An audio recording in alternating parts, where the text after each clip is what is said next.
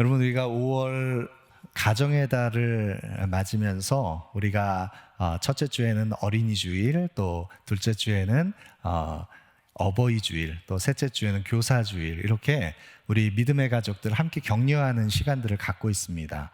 오늘 이 어버이 주일을 맞아서 모든 교회마다 내 부모를 공경하라, 이 10계명의 5계명의 말씀 근거해서 모든 교회마다 강단에서 이 부모 공경에 대한 말씀을 선포할 것입니다.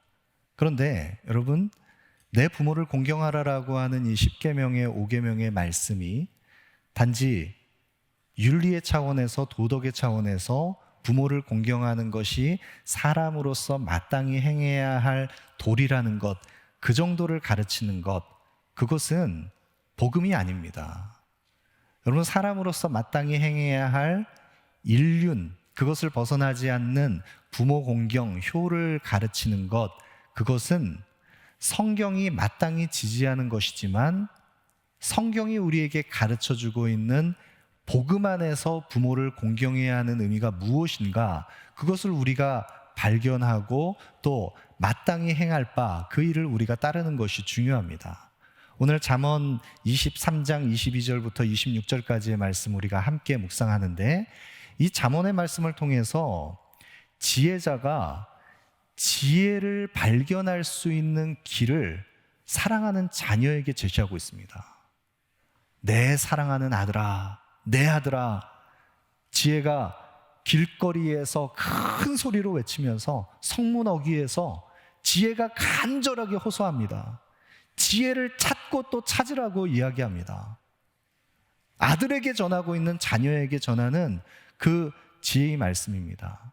여러분, 이 말씀을 통해서 우리가 우리의 인생 속에서 우리가 어떻게 이 지혜를 발견할 수 있을 것인가, 먼저는 우리의 자녀들에게 이 지혜를 발견할 수 있는 비밀, 그것이 무엇인지를 우리가 같이 함께 묵상하고, 또 부모된 우리가 자녀에게 뿐만 아니라 우리가 섬기고 봉양하고 공경하는 우리의 부모님께 우리는 어떤 자녀로 합당하게 서야 할 것인가, 무엇보다도 하나님의 자녀로서 우리가 어떻게 서 있어야 할 것인가, 우리가 함께 생각해 보기를 원합니다.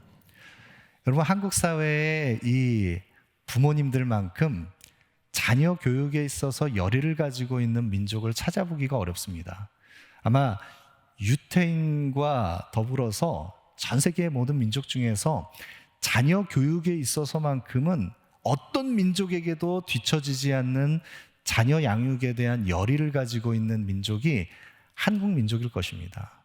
여러분, 교회에서 다른 것은 몰라도 자녀를 위해서 행하는 일들, 자녀를 위한 기도회, 자녀를 위한 프로그램, 이런 것이라면 우리 한국의 부모님들은 정말 열과 성을 다해서 애를 써서 우리 자녀들을 잘 양육하려고 합니다. 여러분, 그런데 이 잠언의 말씀도 우리가 자녀들에게 한 장씩 읽게 하고, 그러면서 성경을 읽게 하고, 그러면서 우리 자녀들에게 이 잠언을 통해서 부모들이 자녀 교육에 있어서 어떻게 지혜를 얻을 것인가, 그런 것을 발견하려고 하지만, 사실은 잠언 말씀 속에 지혜자가 우리에게 가르쳐주는 것은 잠언을 통해서 자녀 양육의 지혜를 얻는 것이 아니라 우리의 자녀들이 어떻게 지혜를 발견할 것인가를 가르쳐주는 것, 그것이 바로 잠언의 말씀입니다.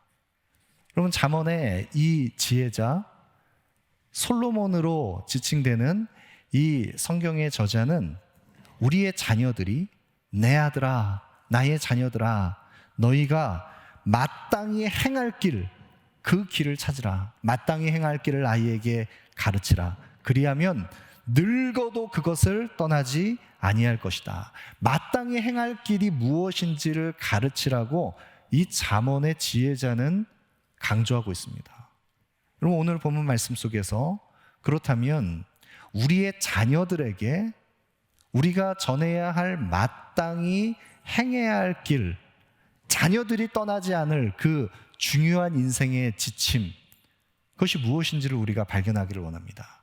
먼저 첫 번째는 우리의 자녀들이 마땅히 행해야 할 길, 지혜를 얻는 중요한 인생의 지침, 그리고 우리가 기도해야 할 기도 제목, 그 첫 번째는 22절입니다. 너를 낳은 아비에게 청종하고 내 늙은 어미를 경히 여기지 말지니라. 너를 낳은 아비에게 청종하고 내 늙은 어미를 경히 여기지 말라. 여러분, 성경이 가르치는 것입니다. 내 아버지의 말씀에 귀 기울이고 내 어머니를 경히 여기지 말라. 이것은 십계명의 5계명에 내 부모를 공경하라라고 하는 말씀과 정확하게 일치하는 말씀입니다. 그리고 에베소서 6장 1절 말씀에 자녀들아 주 안에서 너희 부모에게 순종하라. 이것이 옳으니라. 부모에게 순종하라라고 하는 신약 성경의 가르침과도 정확하게 일치하는 것입니다. 여러분, 그런데 부모를 공경하고 부모에게 순종하는 것, 그 안에 더 구체적으로는 너 낳은 아비에게 청종하고 내 늙은 어미를 경홀히 여기지 말라라고 하는 것은 무엇을 의미하는 것인가? 물론 부모 공경과 순종 안에 다 포함되는 것이지만 아버지의 말씀에 귀 기울이고 어머니를 경홀히 여기지 말라라고 하는 이것은 먼저는 너 낳은 아비에게 청종하라라고 하는 너를 낳은 아비라고 하는 것, 여기에 낳은이라고 하는 것은 정확한 의미로는 생명을 준 이런 의미를 가지고 있습니다. 너에게 생명을 공급해 준 아버지의 말씀에 귀 기울이라는 것입니다. 생명의 근원이 되는 아버지가 생명을 공급해 준 너의 아버지의 말에 귀 기울이라, 청종하라. 성경이 가르치는 것입니다. 또 성경은 가르칩니다. 내 늙은 어미를 경홀히 여기지 말라. 여러분, 여기서 늙었다는 것이 단지 생물학적인 어떤 그 육체의 쇠함, 그 연로함, 그것을 의미하는 것입니까? 물론 맞습니다. 내 늙은 어미를, 이제는 나이가 많아지셔서 이제 더 이상 거동도 불편하시고 여기저기 아픈 곳도 많으신 그 연로하신 어머니, 부모님, 그 부모님을 생각할 때 그들을 업신이 여기지 말라. 물론 그것도 맞습니다. 인륜의 그 도의 범위에서는 맞습니다. 그런데 단지 생물학적인 그 나이가 노화에 대해서 이제는 기력을 잃어가시는 부모님을 가볍게 경홀히 여기지 말라라는 그런 의미가 아니라 내 늙은 어미, 여러분, 자녀들을 볼 때, 오늘도 영상을 보면서 우리의 자녀들을 보면서 아이들의 밝게 웃는 모습, 사춘기 아이들이 쭈뼛쭈뼛하는 모습, 그렇지만 우리 자녀들을 보면 너무나 행복하고 기쁜데 우리 자녀들을 가만히 찬찬히 들여다보면 어느 순간에 이 아이들이 정말 이 어린 생명이었는데 이렇게 장성하게 자라가는 모습을 보면서 여러분 참 행복한 마음들이 문득문득 드실 때 있지 않습니까? 그런데 이 어린 생명이 이렇게 장성하게 자라기까지 그 생명을 공급해준 부모의 생명을 전달받아서 어느 순간에 그런 마음이 들 때가 있습니다. 이 부모의 젊음, 부모의 인생, 소중한 부모의 그 삶이, 그 생명이 다 우리 자녀들에게 이렇게 흘러가서 부모는 점점 늙어가지만 자녀는 점점 자라가는 그 모습이, 제가 이전에 교구 사역을 할 때 신방을 가서 한 가정에 이제 권사님이 가정에 참 너무 중요한 기도 제목이 남편이 다시 예수께로 돌아오는 것, 그것이 너무 중요한 기도 제목이었는데 남편이 너무 싫은 나머지 남편을 위해서 별로 기도가 잘 안 나온다. 그런데 남편이 어느 순간에 너무 치근하게 느껴진 순간이 있었는데 그때가 언제냐면 어느 순간에 가족 사진을 이렇게 봤는데 아이들이 어릴 때의 사진, 그 어릴 때의 사진을 이렇게 딱 보는데 남편이 아들을 안고 있는, 어린 아들을 안고 있는 그 남편의 모습이 지금 장성에서 이렇게 커 있는 그 커다란 자기 그 아들보다 더 어리게 보이는 남편의 모습이 사진 속에 딱 보이는데 그 마음이 너무 치근하게 느껴지더라는 것입니다. 그 부모의 젊음과 생명, 그것을 아이에게 다 쏟아서 그렇게 아이들을 키웠습니다.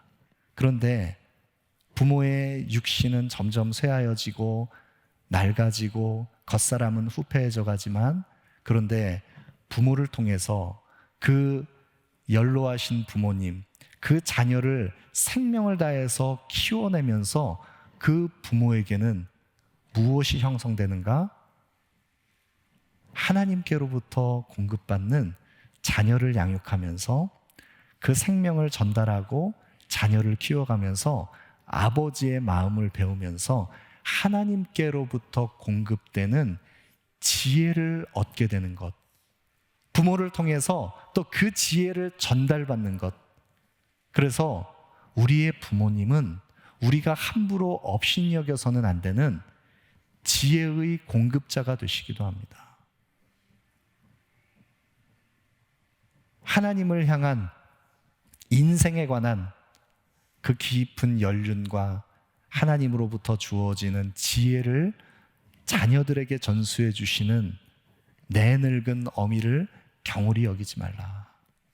우리의 생명과 지혜를 공급해 주시는 부모님, 그 부모님들을 공경하라는 것입니다.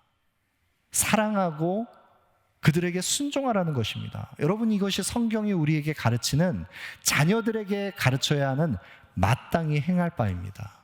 여러분, 그런데 성경에서 10계명의 5계명과 같이 내 부모를 공경하라라고 하는 이 말씀 속에 공경한다라고 하는 단어에 숨겨져 있는 중요한 의미가 있습니다. 여러분, 공경이라고 하는 단어는 영어 성경으로는 honor 이렇게 번역을 했는데, 그러니까 부모님을 존중하고 높여드리는, 그 명예를 가치롭게 인정하는, 부모님을 정말 공경하는 honor, 정말 높여드리는 것인데, 이 단어에 해당하는 히브리어 단어가 카바드라고 하는 단어입니다.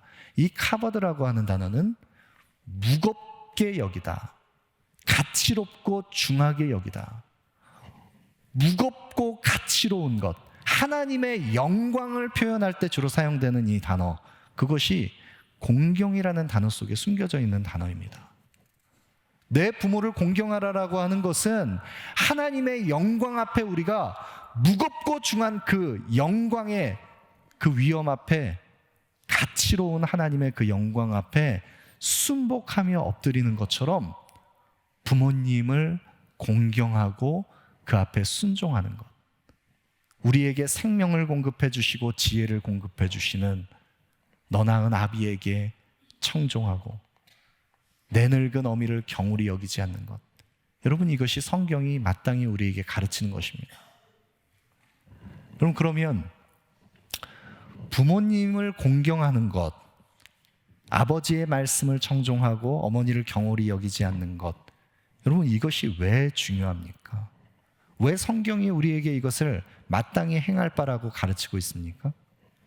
왜냐하면 부모님을 통해서 생명을 공급받고 부모님의 인생을 우리가 전수받으면서 지혜를 공급받고, 부모님과의 관계성 안에서 우리가 우리의 삶을 영위해 갈 때 우리 인생들은 하나님께서 창조하신 모든 피조세계의 모든 자연의 법칙 가운데, 하나님께서 모든 피조세계를 창조하시고 첫사람 아담과 하와를 만드시고 하나님의 형상대로 지음받은 인생들에게 생육하고 번성하여 땅에 충만하라, 창조의 명령, 문화의 명령을 주실 때 이 온 우주 만물 피조세계를 하나님의 통치 대리자가 되어서 다스리고 생육하고 번성하는 하나님의 사람들에게 가장 처음으로 공동체를 이루게 하신 첫 번째 공동체가 가정입니다. 그런데 그 가정 안에서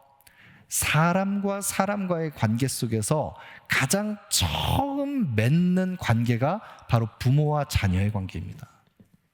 그런데 그 부모와 자녀의 관계 속에서 자녀들은 부모를 통해서 이 공동체 안에서 권위라고 하는 것을 처음으로 경험하게 됩니다. 하나님께서 부모들에게 부여하신 그 권위를 가장 처음으로 경험하게 되는 것이 부모와 자녀와의 관계 속에서 이루어지는 것입니다. 가장 처음 권위로 부모를 우리가 함께 그 공동체 안에서 부모와 자녀의 관계를 형성하게 됐을 때 부모를 공경하는 것을 통해서 자녀들은 권위의 질서를 배웁니다. 여러분, 이것이 너무나 중요합니다.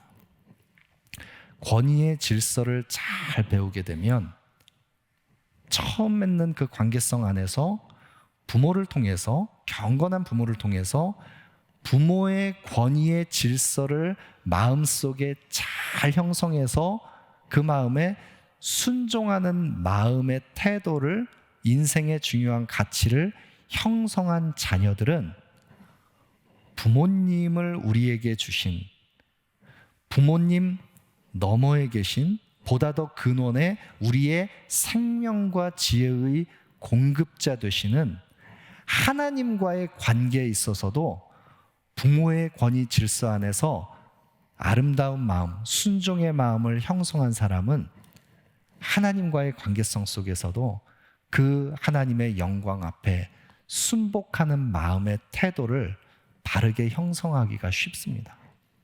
여러분, 그런데 어그러진 부모의 권위 속에, 잘못된 부모의 권위 속에 권위를 잘못 경험하게 되면 자녀의 마음이 비틀어지고 어그러져서 하나님과의 관계성 안에서도 하나님의 그 거룩한 영광 앞에 서 있는 영적 권위 앞에 불순종하는 자로 서기가 너무나 쉽습니다.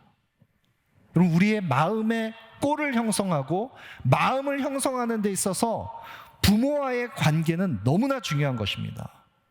그 정서적인 유대가 바른 권위 안에서 바른 순종을 배우는 것 너무나 중요합니다. 그럼 우리 부모된 자들에게는 이런 책임이 우리에게 있습니다.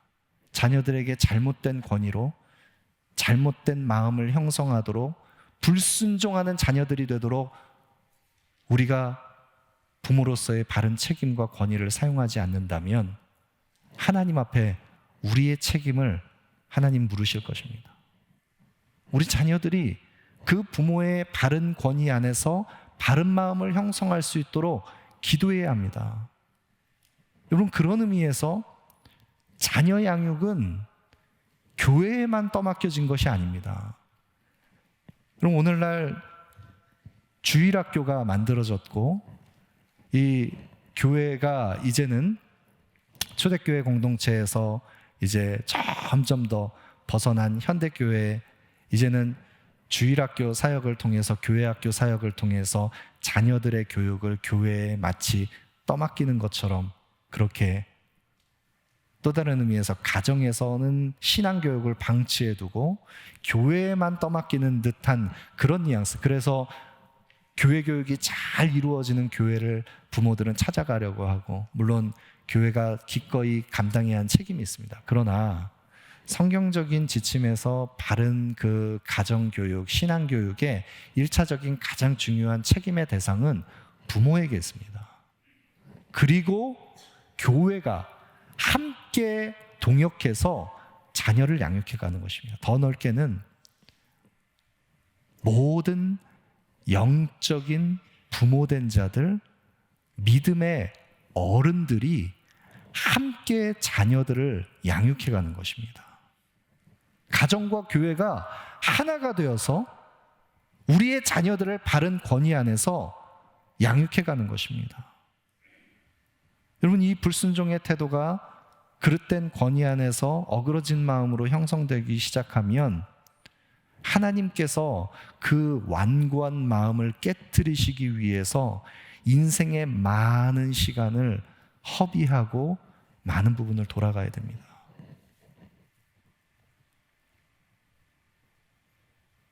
그 고장난 마음을 고치기 위해서 너무 많은 것을 허비하면서 낭비해야 합니다. 하나님의 특별한 은혜가 더욱 필요할지 모릅니다. 그럼 저는 아버지와의 관계성 안에서 많은 부분에서 기독교 가정으로 모태신앙으로 자라왔지만 역기능적인 요소를 가지고 있는 가정의 모습 속에서 아버지와의 관계가 참 어려운 부분이 있었습니다. 그래서 권위에 대한 그 불순종하는 반항하는 마음들이 저에게 청소년기에 너무나 많았습니다. 그래서 부모님이 요구하는 그것을 일부러 어긋나서 많이 비껴갔던, 그래서 인생을 많이 돌아가야 했던 그런 어려운 시간들이 있었습니다. 그러나 하나님께서 그런 완고한 마음을 가진 저를 돌이키게 하기 위해서 하나님께서 특별한 은혜를 허락하셔서 하나님께서 그 강팍한 마음을 가난한 마음으로 바꾸시기까지 많은 것을 낭비해야 하는 그 인생의 시간들이 있었습니다. 근데 우리 자녀들이 그런 낭비 없이, 그런 인생의 왜곡과 허비 없이 건강한 부모 밑에서 바른 영적 권위 질서 안에서 바른 마음을 형성해서 순종하는 자녀로 자라간다고 한다면 우리 자녀들의 인생 가운데 너무나 중요한, 하나님께서 우리의 아이들을 하나님의 사람으로 합당하게 사용하시는 그 아름다운 열매들을 볼 것입니다. 우리 자녀들에게 가르쳐야 하는 마땅히 행할 바 첫 번째는 부모를 공경하는 자녀로 양육하는 것입니다. 이것을 위해서 기도해야 합니다. 아버지의 말씀에 청종하고 늙은 어미를 경히 여기지 않는 부모를 공경하는 자녀로 양육할 책임이 저와 여러분 우리에게 있습니다. 두 번째로 우리 자녀들에게 마땅히 가르쳐야 할, 마땅히 행해야 할 길 두 번째, 그것은 우리 자녀들이 진리를 소유한 자녀들이 되도록 기도해야 합니다. 오늘 본문 22절부터 25절까지의 단락 같은 내용인데요. 먼저 23절 말씀 보시죠. 23절입니다. 진리를 사되 팔지는 말며 지혜와 훈계와 명철도 그리할지니라. 그럼 우리 자녀들이, 내 아들아, 나의 자녀들아, 내 자녀들, 너희가 진리를 사되 그것을 다시 되팔지 말며 지혜와 훈계와 명철도 그리할지니라. 진리를 소유한 자가 되라고 자녀들에게 성경은 촉구하고 있습니다. 여러분, 마태복음 13장에는 하나님 나라에 숨겨진 비유가 나옵니다. 거기에 4가지 밭의 비유, 또 겨자씨와 누룩의 비유, 또 감추인 밭의 비유, 또 진주장사의 비유, 여러 비유들이 나옵니다. 하나님 나라의 비밀을 가르쳐주고 있습니다. 그런데 이 하나님 나라의 비밀을 가르쳐주는 이 비유 속에 우리가 발견해야 할 소중한 진리, 하나님 나라의 그 가장 중요한 정점이 되는 예수 그리스도, 그 진리를 통해서 하나님의 나라가 어떻게 아름답게 확산되고 자라가는지 그 비유를 통해서 말씀해 주시는데, 그 비유 가운데 밭에 감추인 보화의 비유 속에 밭을 일구는 한 일꾼이 밭을 일구다가 보배를 발견했습니다. 감추어진 보배를 발견했습니다. 그 보석을 발견한 이 일꾼이 가서 자기 소유를 다 팔아서 그 밭을 샀습니다. 왜 그 밭을 산 것입니까? 그 밭에 보화가 숨겨져 있기 때문입니다. 자신의 모든 것을 다 주고서라도 값주고 사야 하는 보배가 그 밭에 숨겨져 있기 때문입니다. 여러분, 이어서 나오는 진주장사의 비유는 값진 진주를 찾기 위해서 헤매는 진주장사의 이야기가 나옵니다. 그런데 그 진주장사가 그 값진 진주를 찾기 위해서 헤매며 진주를 찾아다닐 때 값진 좋은 진주를 발견한 이 진주장사가 극히 값진 진주를 발견함에 가서 자기의 소유를 다 팔아 그 진주를 샀다. 밭에 감추인 보화를 발견한 일꾼은 그가 일하다가 우연히 그 보배를 발견했습니다.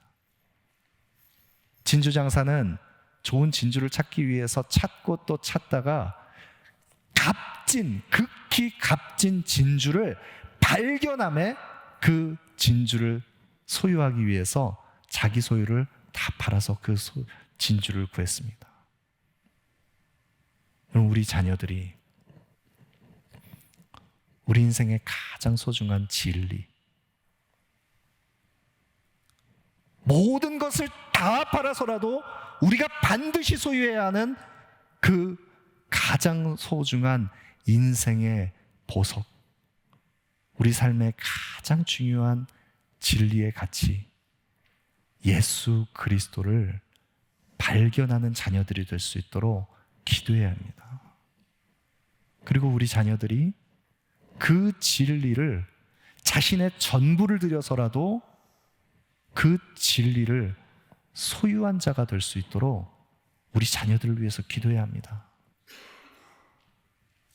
세상에 반짝거리는 것들, 어떤 것을 소유해도, 세상에 어떤 화려한 아름다운 반짝이는 것을 소유해도 우리 자녀들이 가장 소중한 보배로운 예수 그리스도를 발견하지 못하면 다 무익한 것입니다. 우리 자녀들이 무엇을 어떻게 이 땅 가운데 행하는지 가장 소중한 이 진리를 값주고 사서 진리 안에서 의를 이루는 자가 되는 것, 그것이 우리 자녀들을 위해서 우리가 기도해야 할 바입니다. 여러분, 그렇게 되면 그런 자녀를 둔 부모는 어떻게 됩니까? 24절 25절입니다. 의인의 아비는 크게 즐거울 것이요 지혜로운 자식을 낳은 자는 그로 말미암아 즐거울 것이니라. 내 부모를 즐겁게 하며 너를 낳은 어미를 기쁘게 하라. 진리를 소유한 자녀가 진리 안에서 의를 행하는 자녀가 되는 것, 그런 자녀를 바라보는 것만큼 기쁜 것은 없습니다. 부모에게 있어서 다른 기쁨 어느 것도 없습니다. 사도 바울이 빌립보 교회를 생각할 때, 그들을 위해서 내가 너희를 생각할 때마다, 너희를 위해서 간구할 때마다 너희가 처음부터 복음에 관한 일에 참여한 것을, 그 소식을 내가 듣는 것이 나에게 있어서 너무나 큰 기쁨이다. 교회를 위해서 기도할 때마다, 믿음으로 낳은 그 영적 자녀들을 생각할 때마다 진리 안에서 복음에 관한 일에 참여하고 있는 일을 들을 때 바울에게 기쁨이 있었습니다. 사도 요한에게 내가 내 자녀들이 진리 안에서 행한다는 것을 듣는 것보다 기쁜 일이 없도다. 나의 사랑하는 자녀들아, 교회를 향해서 내 사랑하는 믿음의 자녀들이 진리 안에서 행한다는 것을 듣는 것보다 기쁨이 없다. 여러분, 우리 자녀들을 향해서도 마찬가지입니다. 우리 자녀들이 진리 안에서 행하는 자가 되는 것, 그래서 그리스도의 의를 이루는 자가 되는 것, 그것을 보는 것이 우리의 가장 큰 기쁨이 되어야 합니다. 우리의 자녀들이 세상에서 성공하고 세상에서 높임받고, 그것이 우리의 기쁨이 아니라 진리를 소유한 우리의 자녀들이 영속적인 기쁨을 바라보면서 진리 안에서 의를 행하는 자녀가 되는 것, 이것이 우리의 기쁨이어야 합니다. 마지막으로 우리 자녀들을 위해서 우리가 기도해야 하고, 우리 자녀들을 위해 우리가 가르쳐야 하는, 우리 자녀들이 변화되어야 할 세 번째, 오늘 보면 26절입니다. 우리 26절 말씀 함께 읽겠습니다. 함께 읽겠습니다. 내 아들아, 내 마음을 내게 주며 내 눈으로 내 길을 즐거워할지어다. 성경이 가르치는 자녀들이 마땅히 행해야 할 길, 그 세 번째는 우리의 자녀들이 부모에게 마음을 온전히 드릴 수 있는 자녀가 되도록 우리는 기도해야 합니다. 더 나아가서 우리의 자녀들이 마음을 온전히 들여서 우리의 아바 아버지 되신 하나님 앞에 설 수 있도록 기도해야 합니다. 여러분, 이것이 왜 중요합니까? 부모님에게 마음을 온전히 드리는 것, 하나님께 우리의 마음을 온전히 드리는 것, 여러분, 이것이 왜 중요합니까? 여러분, 마음이라고 하는 것은, 마음은 우리의 전 인격, 우리의 전 생애를, 우리의 모든 것을 다 담아내는 영혼의 좌소가 되는 것이 바로 마음입니다. 마음 안에 다 담겨 있습니다. 우리 영혼의 중심성이 마음에 담겨 있습니다. 이 마음 안에 우리의 인생의 가장 소중한 가치가 그 속에 다 담겨져 있습니다. 그렇다면 부모님께 마음을 드린다라고 할 때, 여러분 자녀들을 기뻐할 때, 물론 자녀가 있는 모습 그대로 다 우리에게 기쁨이지만 언제 여러분 자녀들을 기뻐하셨습니까? 언제 기쁨을 누리십니까? 자녀들이 이제는 장성해가지고 자기 이 일에 있어서도 책임감 있게 많은 것을 성과를 내면서 잘 성장해서 어버이날 마더스데이에 그래도 가장 부모님을 기쁘시게 해드린 건 다른 것 아니라 이 캐시, 현금 이렇게 딱 줄 때 기쁘십니까? 물론 기쁠 수 있죠. 그런데 우리 자녀들이 무언가를 막 잘해줘서가 아니라 우리 아이들이 자라갈 때 그 어버이날 삐뚤빼뚤 써가면서 마음을 담아서 엄마 아빠를 기쁘게 해드리기 위해서 정성을 담아서 쓴 그 작은 손편지, 그 하나를 보고도 우리는 기뻐하지 않습니까? 마음이 담겼느냐 그렇지 않느냐. 여러분 관계 속에서 제일 불편한 관계가 어떤 관계입니까? 마음이 담기지 않은 관계는 다 드러납니다. 서로가 압니다. 겉모습만 보고 겉사람만 겉으로 볼 때 웃으면서 대하는 듯 하지만 속으로는 참 불편한 마음을, 여전히 어그러진 마음을 가지고 있으면서 신용만 하는 그런 관계에서는 다 합니다. 그런데 마음이 담겨 있으면 비록 서툴어도 오해가 생길 수 있는 또 다른 연약함이 있어도 마음이 담기면 통합니다. 마음은 영혼의 좌소입니다. 너무나 중요한 것입니다. 그렇기 때문에 우리의 자녀들이 내 아들아, 부모가 지금 너의 마음을 나에게 다오 이야기하는 것입니다.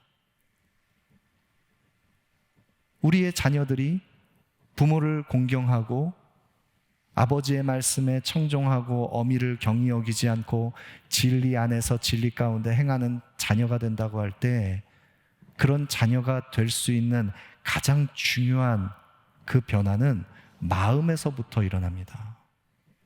그 마음을 부모님에게 두지 않으면 부모를 공경할 수 없습니다.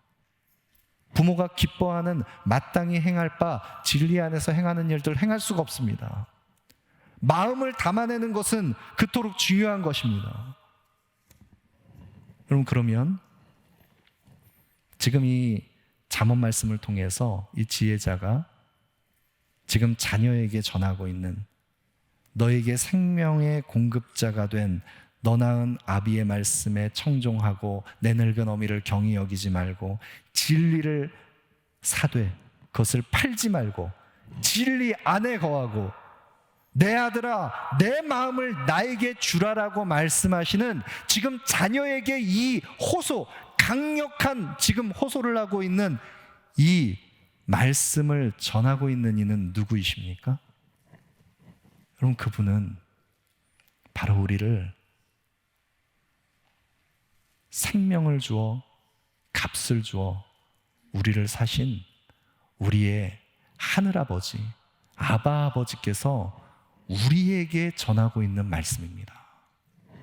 여러분, 시편 2편 7절 8절 말씀해 보시면, 내가 여호와의 명령을 전하노라. 여호와께서 내게 이르시되 너는 내 아들이라. 오늘 내가 너를 낳았도다. 내게 구하라. 내가 이방 나라를 내 유업으로 주리니 내 소유가 땅 끝까지 이르리로다. 너는 내 아들이라 말씀하신 하나님께서 우리를 생명을 주고 우리를 값을 주고 사셔서 하나님의 자녀로 삼으시기 위해서, 우리를 하나님의 자녀라 칭함받게 하기 위해서 자신의 사랑하는 아들 예수 그리스도를 대속물로 내어주셨습니다. 우리를 열방의 유업으로 하나님의 소유 삼으시기 위해서 자신의 독생자 아들 예수 그리스도 아낌없이 내어주신 주님께서 우리를 기뻐하십니다. 그 주님께서 우리에게 요청하십니다. 사랑하는 아들아, 사랑하는 내 딸아, 나를 경외하는 자가 되라. 사랑하는 내 자녀야, 너희가 진리를 소유하되 예수 그리스도 그 진리를 견고히 붙드는 자가 되라. 사랑하는 나의 자녀야, 너희의 마음을 나에게 주어라. 우리를 사랑하시는 아바 아버지께서 여러분과 저에게, 우리에게 말씀하십니다. 여러분, 이 가정의 달에 우리 가정이, 우리의 모든 자녀들이 하나님의 자녀된 우리 모두가 하나님을 경외함으로 섬기는 하나님의 자녀들로 서기를 원합니다. 우리 가정 안에 가장 소중한 보배로운 가치 예수 그리스도, 그 진리를 소유한 가정 되기를 원합니다. 그리고 그 진리 안에서 의를 행하며 주님과 함께 동행하며 우리의 가장 소중한 마음을 하나님께 드릴 수 있는 예수만 섬기는 우리 가정 되기를 소망합니다. 예수님만 섬기는 가장 복된 가정으로 회복되는 우리 한길의 가족들 되기를 소망합니다.